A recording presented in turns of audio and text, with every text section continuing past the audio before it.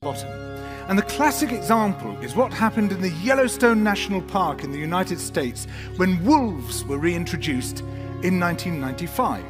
Now, we all know that wolves kill various species of animals, but perhaps we're slightly less aware that they give life to many others.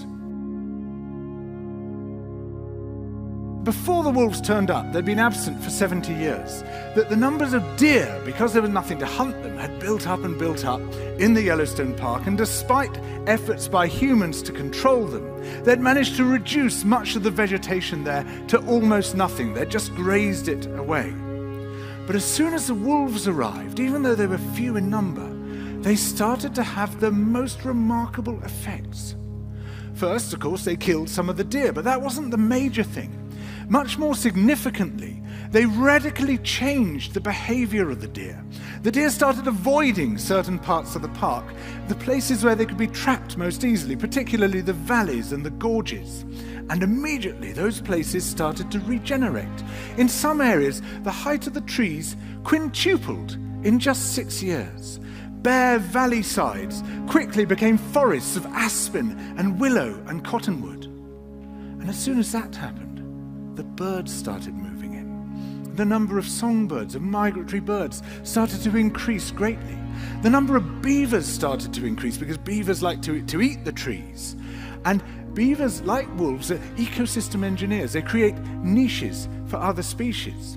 And the dams they built in the rivers provided habitats for otters and muskrats and ducks and fish and reptiles and amphibians. The wolves killed coyotes, and as a result of that, the number of rabbits and mice began to rise, which meant more hawks, more weasels, more foxes, more badgers. Ravens and bald eagles came down to feed on the carrion that the wolves had left. Bears fed on it too, and their population began to rise as well, partly also because there were more berries growing on the regenerating shrubs. And the bears reinforced the impact of the wolves by killing some of the calves of the deer.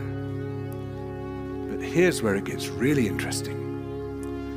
The wolves changed the behavior of the rivers.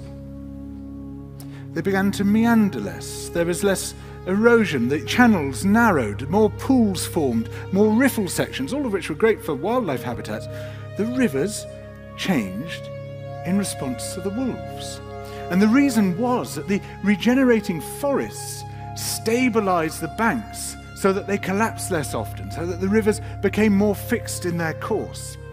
Similarly, by driving the deer out of some places and the vegetation recovering on the valley sides, there was less soil erosion because the vegetation stabilized that as well. So the wolves, small in number, transformed not just the ecosystem of the Yellowstone National Park, this huge area of land, but also its physical geography.